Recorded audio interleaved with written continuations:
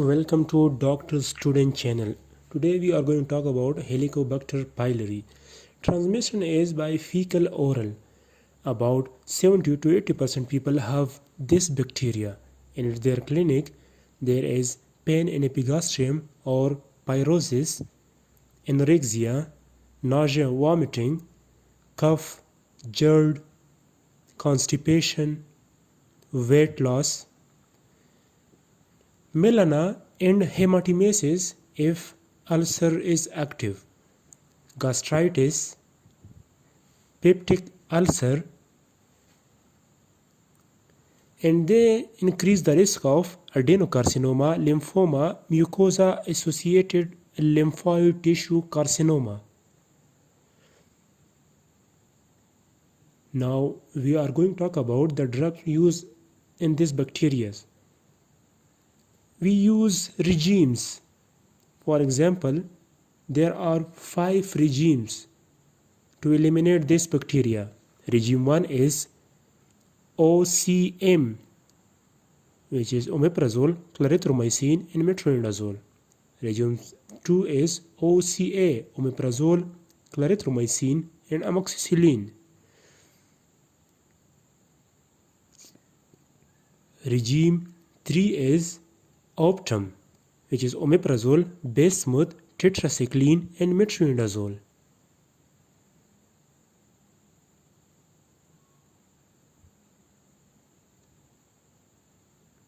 Regime 4 is OACT, omeprazole, amoxicillin, clarithromycin, and tinidazole.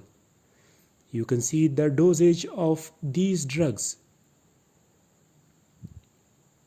Regime 5, omeprazole, amoxicillin, and levofloxacin or OAL.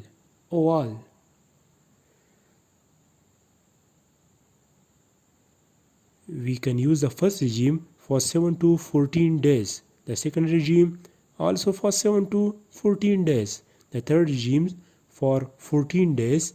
The fourth regime for 14 days. And the last regime for 10 days. If regimes is successfully done, then we use PPI or proton pump inhibitor for 2 months. After that, free interval for 1 month means no PPI and no antibiotic. Then we do fecal antigen test to make sure that bacteria is eliminated.